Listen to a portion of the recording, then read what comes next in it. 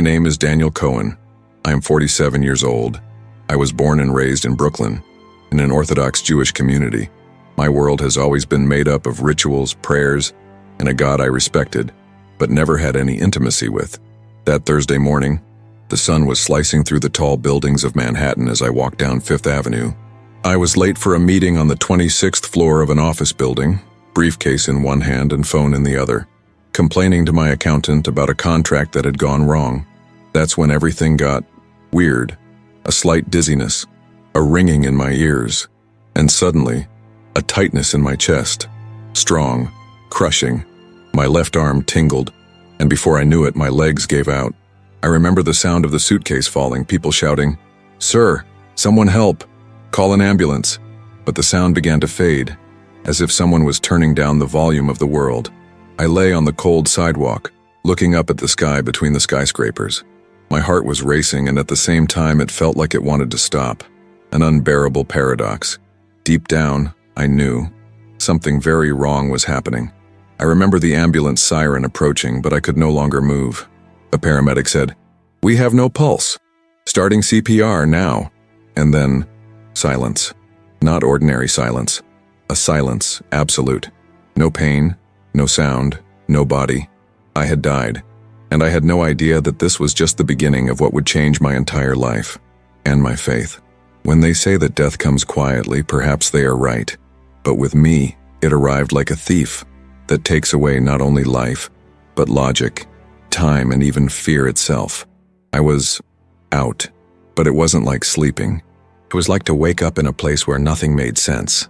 And yet, everything was absurdly clear. First came the silence, a silence so absolute that it felt like it weighed heavily on the shoulders of the soul. There was no sound of an ambulance, no screams, no frenetic buzz of New York. It was as if the whole world had disappeared, and all that was left was me. And that's when I realized I couldn't feel my body. No pain, no weight, no movement. And at the same time, Evia. Yes, I saw, but with something that wasn't my eyes. I was floating. I don't know how to explain it in human words. It was as if my consciousness had detached itself from my physical body and was now hovering above it. I saw my body on the stretcher, inside the ambulance. Pale, dead.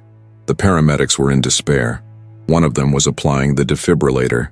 The other was doing chest compressions, while shouting, "Come on, mister. Cohen, don't give up now." I wanted to scream, "Hey, I'm here, I'm fine." But my voice didn't exist. Nothing in me existed as before. As I watched this surreal scene, a strange feeling came over me, a mixture of peace and panic, as if something much bigger was about to happen, something that none of the prayers I had repeated throughout my life could have prepared me for. And then, everything went dark, not like when you turn off the lights in a room. It was more like being swallowed up by a living darkness, a total absence of everything, no sound, no sight, just a dark, endless, silent vastness. But I was still there. I thought, I felt, and, most frighteningly, I remembered. I remembered every word I had spoken to my wife that morning.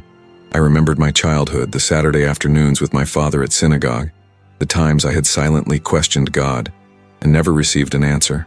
There in that absolute darkness, a question hammered inside me like a desperate prayer. Is this it? Is this where it all ends? It was at that moment that something changed.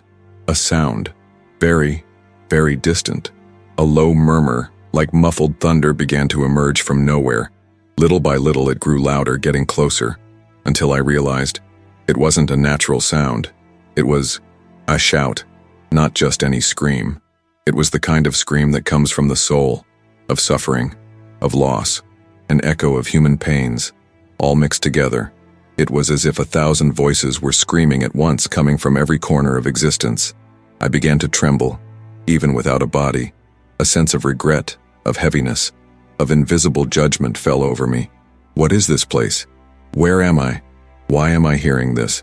And then, amid the screams and the darkness, something began to shine in the distance. A light, small, dim, but real. I was drawn to it like a shipwrecked person who sees a distant lighthouse in the middle of the ocean. And in that moment, I knew I was not alone. And that light was not just any light. It was the beginning of something much bigger, Something that would confront everything I believed, everything I denied. Something that would change the meaning of my very existence. And it was there, among the darkness and the echoes of agony, that I saw. The light remained distant, fragile, but it was all I had. Like a candle lit in the middle of the abyss. My senses, if I can call it that, were completely turned towards it. The darkness seemed to want to trap me, envelop me, convince me to stay there. But that light, it called my name, even without words. It was as if my spirit recognized in it something familiar, intimate, eternal. That's when I realized I wasn't completely gone yet. Suddenly I was back, not in body, but in him. It hovered like a conscious haze above the emergency room at Mount Sinai Hospital. It was all so vivid, so real, more real than any dream. I saw the doctors working urgently. The resident's forehead was dripping with sweat. The nurse's expression of exhaustion and despair. One of the doctors spoke loudly. "We're losing him. It's been 3 minutes without a response." My wife Rachel came running into the hospital hallway. She was pale, wide-eyed, clutching her purse to her chest. A nurse tried to stop her from entering. "Mrs. Cohen, we need you to wait here, please." She screamed my name. Daniel, Daniel. And I, there, seeing everything, feeling everything, but completely separate. There was something deeply unfair about that scene. How could I be so close and yet so unreachable? And what's more, how did I know things I would never have known in life? I heard thoughts. I felt the emotions of the people around me. The doctor who was conducting the resuscitation was thinking about her young son who was waiting for her at home. One of the nurses was remembering the father he had lost to a heart attack 10 years earlier. It was as if all the invisible layers of the human soul were exposed to me. And then I realized that that distant light, the one that still shone back there in the dark void, was now moving. It was coming toward me, slowly but with authority, as if time itself was bowing before it. The room began to fade. The voices faded. The image of the room vanished like smoke in the wind, and all that was left was the light. It grew, until it filled all the space around me. But it wasn't a light that hurt the eyes. It was warm, welcoming. It was like being embraced by something that knew everything about me and yet didn't condemn me. It was then that I felt a presence, strong, immense, but sweet. It wasn't just light. Someone was in it. I tried to run away. I tried to go back. I screamed without a voice. "I am not a Christian. I am a Jew." But the light did not retreat. And then he left her. Tall, serene face. Eyes that seemed to contain the weight and love of the universe at the same time. Light, simple clothes. A scar on his hand. Another on his side. He didn't say a word. He just looked at me. And in that look, I fell apart. Everything I was, pride, doctrine, certainty, fear, was blown away like sand in the wind. It was Jesus, and he knew me by name. If someone had told me a day earlier that I would see Jesus, I would have laughed. Not out of mockery, but because it was simply impossible for me. I was an Orthodox Jew, raised among the prayers of the Shema Israel, the fasts of Yom Kippur, the Torah studies with my father in the early winter mornings. Jesus? That was something for other people, for those who, I believed, had strayed from the truth. But there, before him, my entire theology crumbled. He looked at me with a love I had never experienced. Not at the birth of my children, not in my wife's eyes during our most tender moments. He didn't speak with words. It was as if he communicated directly to my heart, in a universal language that didn't depend on sound. And then, he reached out his hand to me. I hesitated. There was a part of me that still wanted to retreat, to deny, to rationalize. But my feet, or whatever my form was in that existence, began to move toward his light. That's when something unexpected happened. The space around us shifted. The light began to recede and a tunnel appeared behind me. A dark, damp, deep corridor, as if it had been dug into the very soul of the earth. From inside that tunnel, screams began to come. These were no ordinary sounds. They were cries from the soul, cries of anguish, of pure despair, men and women begging for mercy, voices that implored, "Don't leave me here. I didn't know. Pardon me." And then I saw it. Beings, people, spirits? I don't know what they were, But they were there, in the walls of that tunnel, trying to escape, trapped in suffering, in regret. Each one seemed to be reliving, over and over, the worst of themselves. Some cried, others hid, others looked me straight in the eyes as if they wanted me to hear them. I felt a terror that words cannot describe. It was as if I was facing a truth that has always existed, but that we prefer to ignore. I turned to Jesus and asked, or thought, because the words wouldn't come, "What is that?" And the answer came like an echo in the heart. It is the consequence of a life without love, without truth, without regret.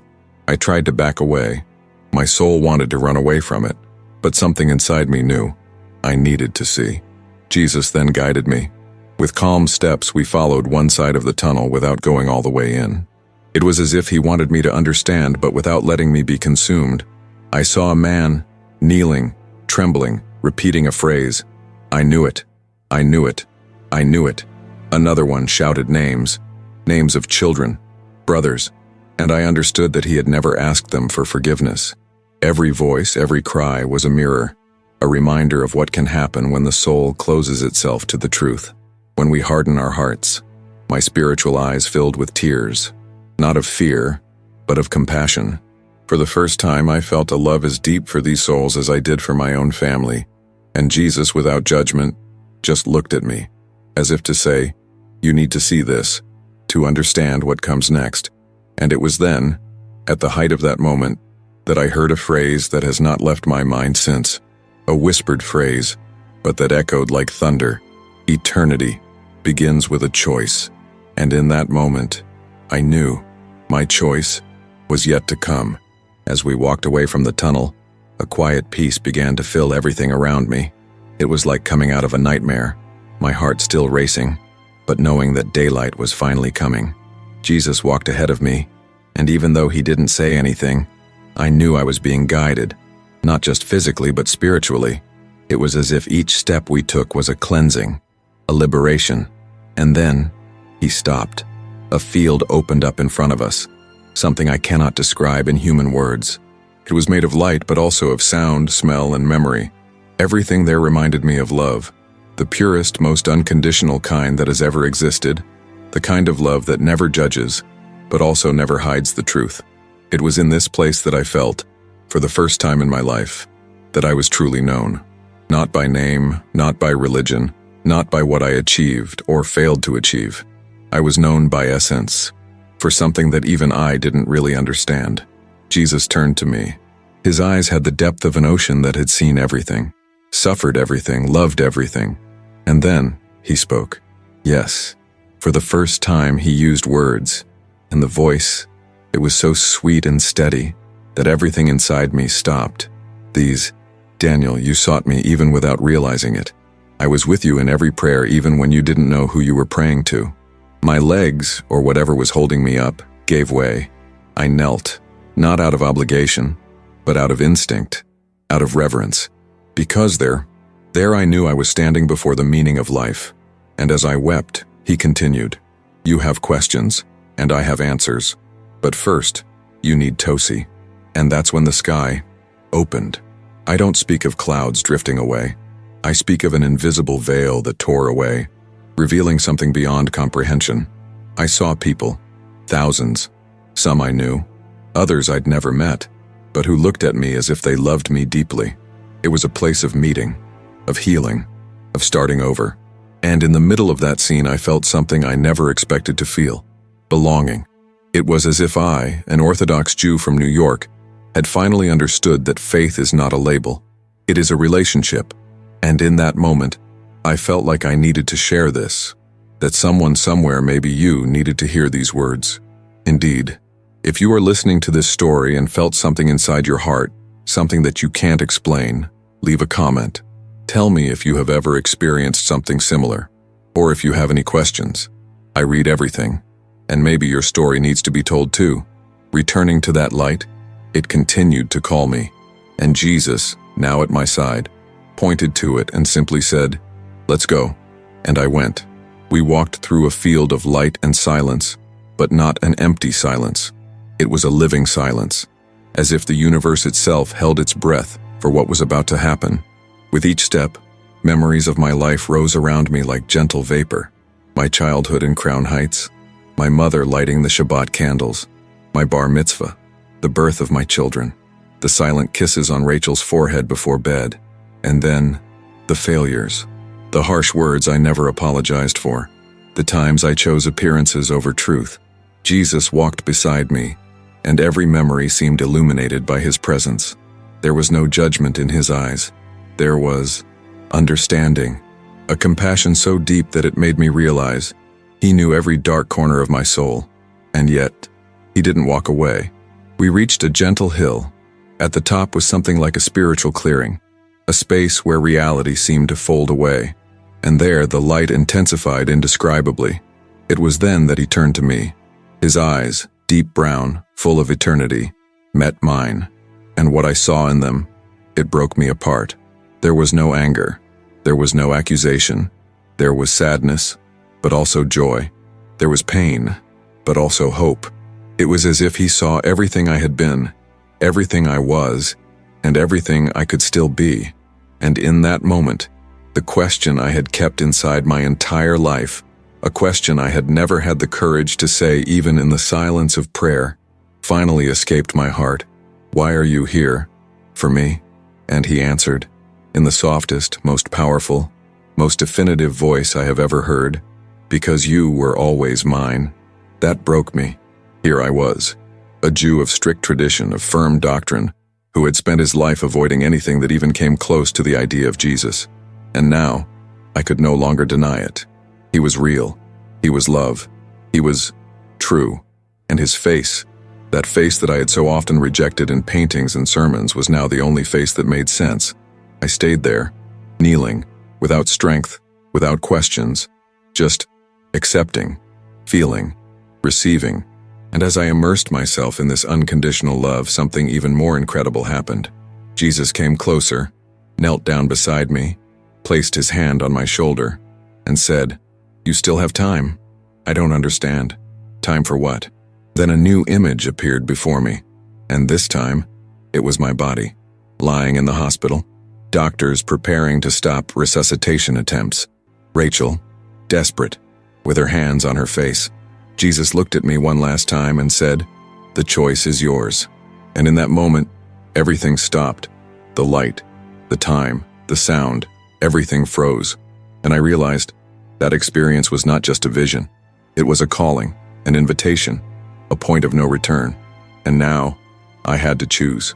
There we were, me, kneeling before him, and Jesus with his hand still resting on my shoulder, looking at me with an intensity that disarmed any doubt.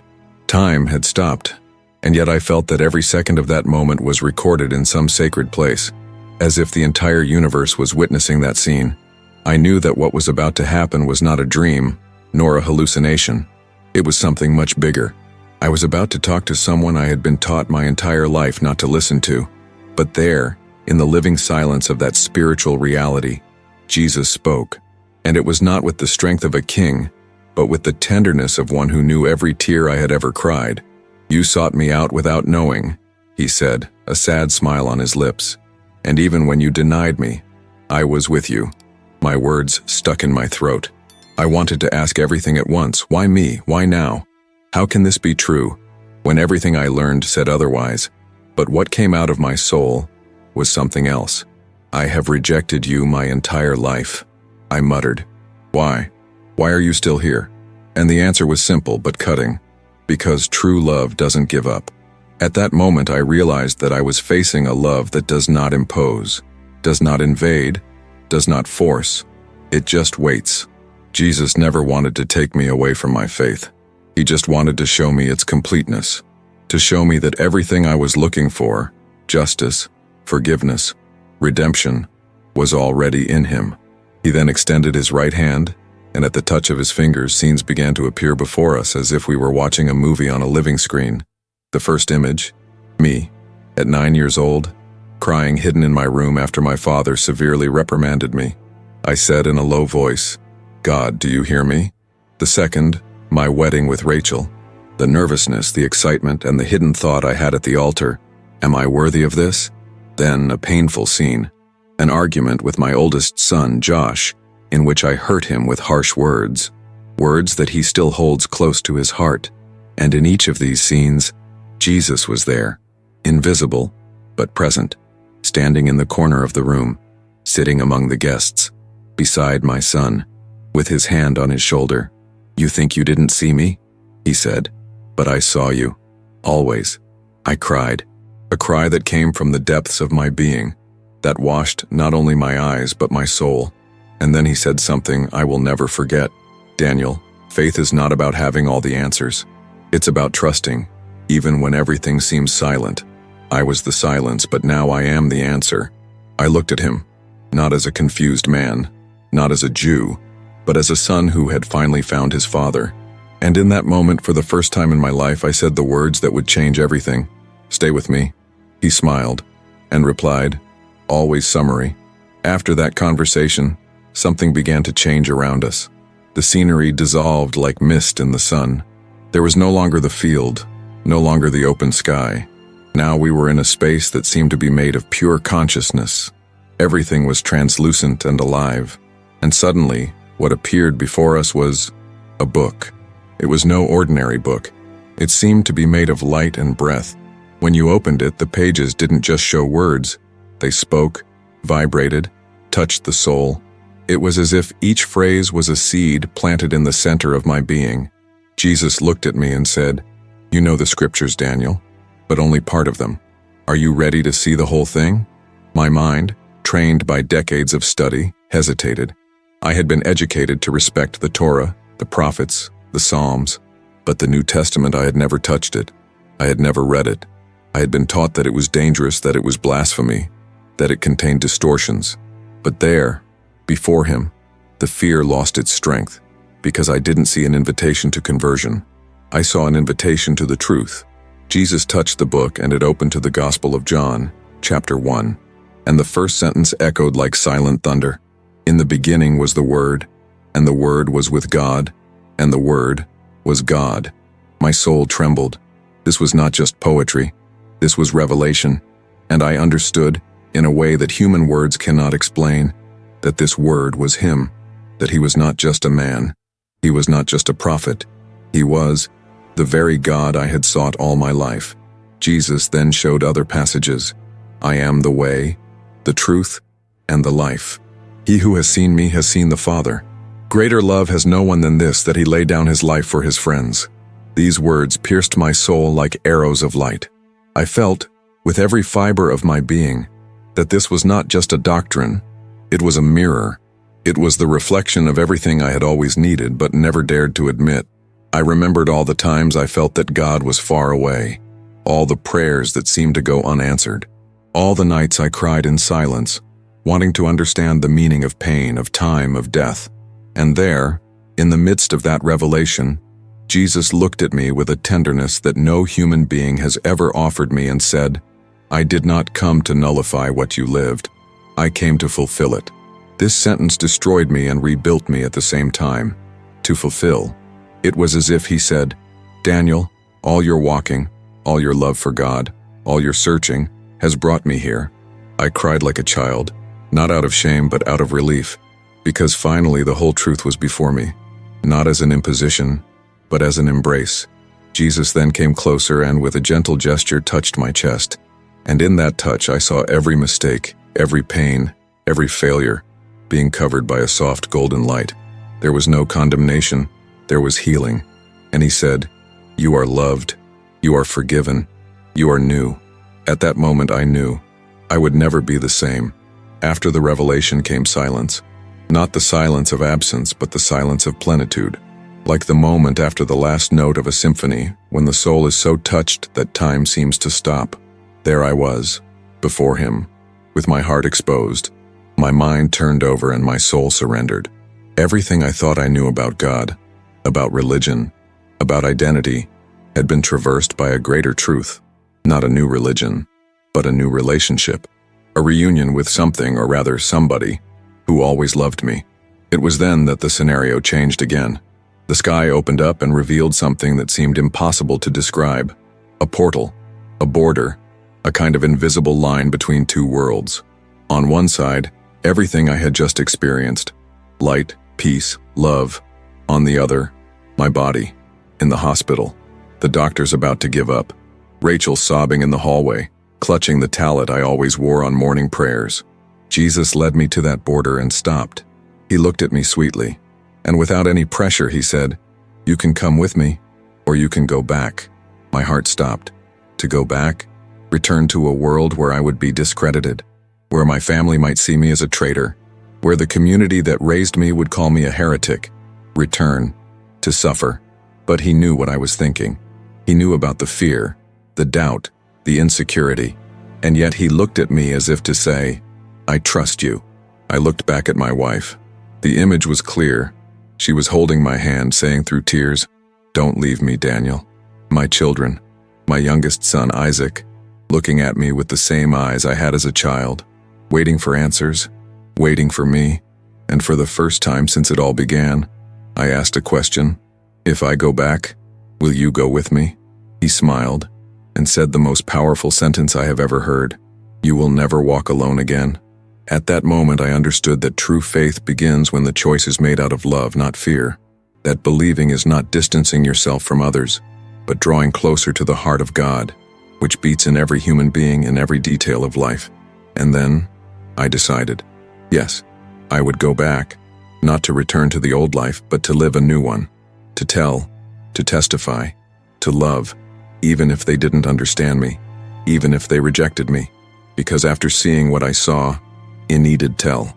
Jesus came closer, embraced me, and everything around me was filled with light. It wasn't an external light, and it was a light that came from within me. And with one last whisper, he said, "Go, Daniel, and never forget, you were chosen not to have a new religion, but to reveal eternal love." Then I felt a tug, an absurd speed, a whirlwind of sensations, memories, energy, and suddenly, everything went black. The return was like falling from the sky with one's heart exposed. A dive without control, without form, without ground. Everything that was light dissolved into shadows, and the shadows became sound. First, the sound, one bipensistent.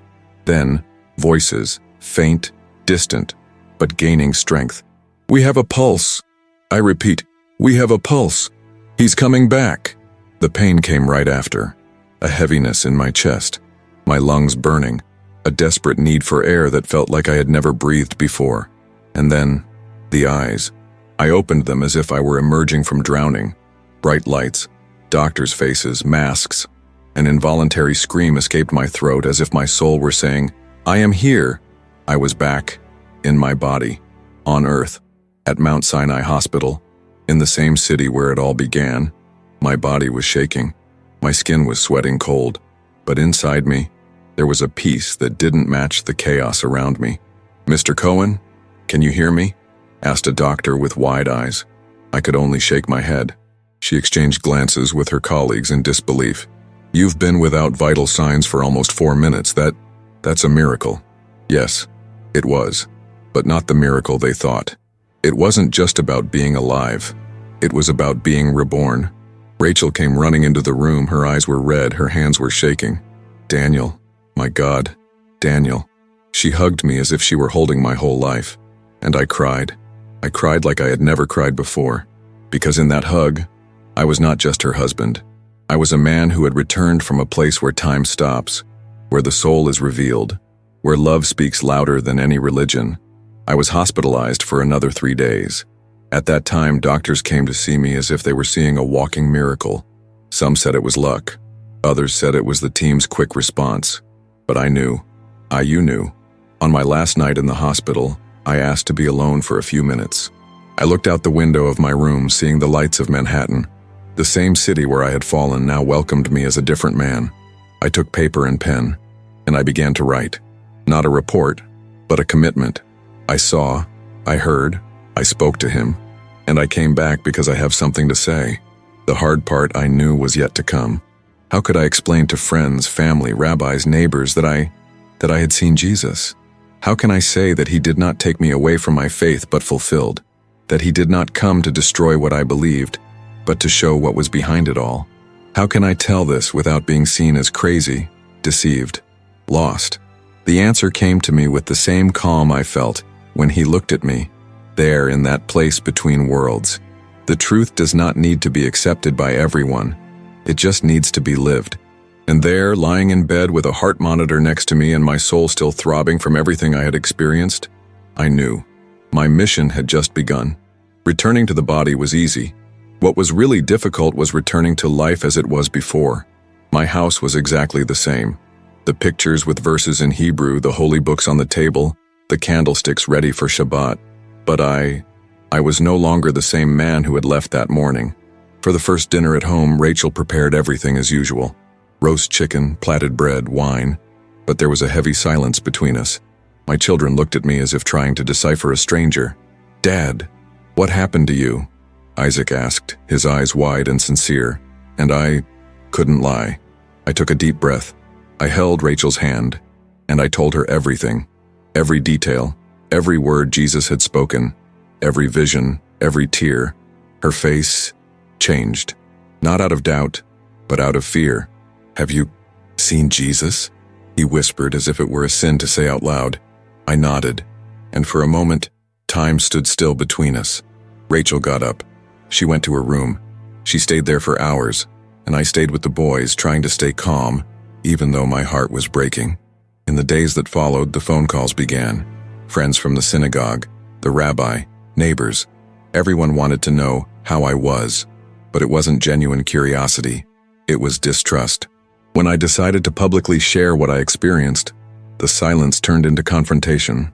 "You are confused. It was just a hallucination. You have been deceived by Gentiles. You are bringing shame to our community." Harsh words, hurtful words.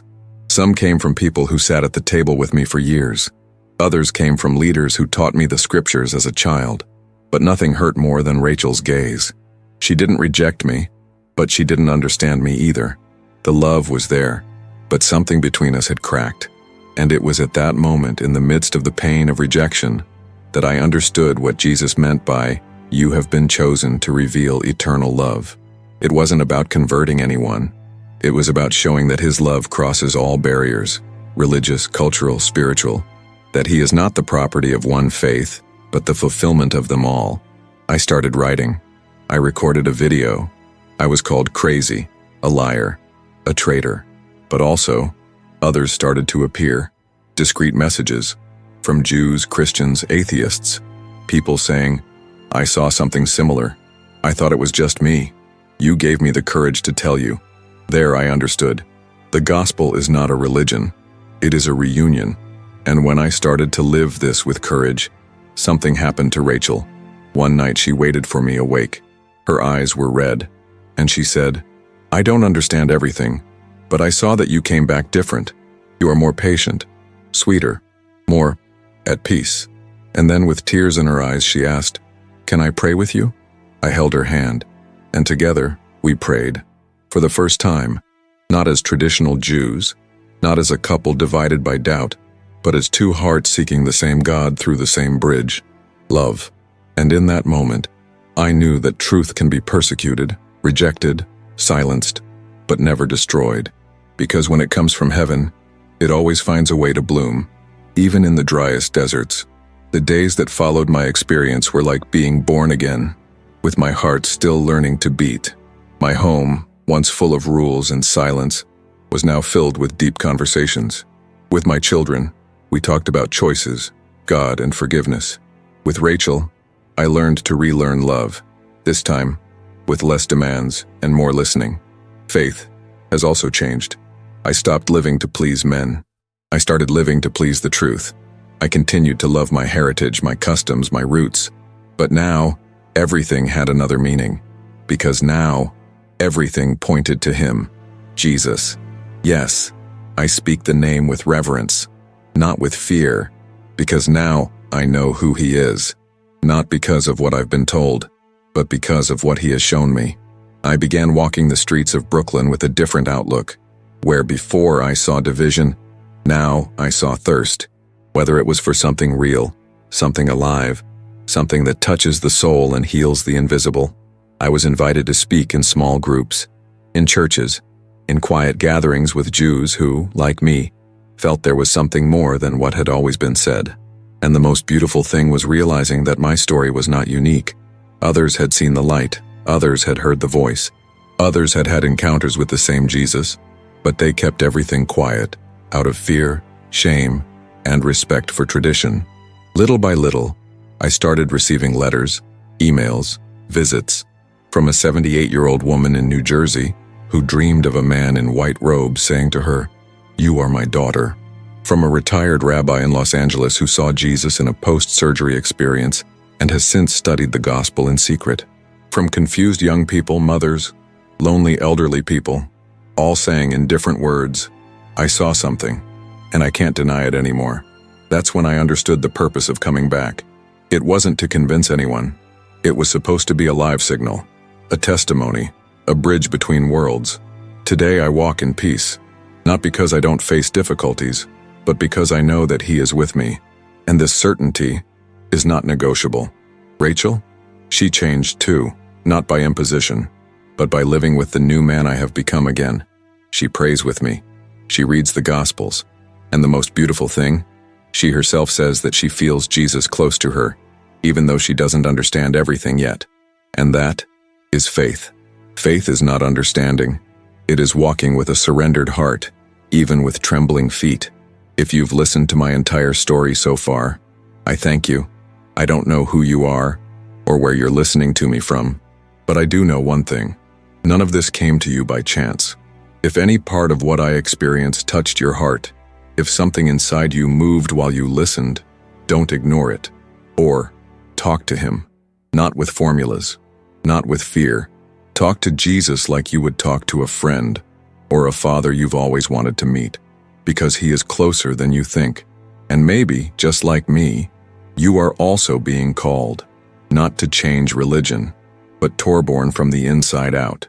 And if that happens to you, then it was all worth it. If this story touched your heart in any way, if at some point you felt something different inside, then don't let it pass you by. Subscribe to the channel now.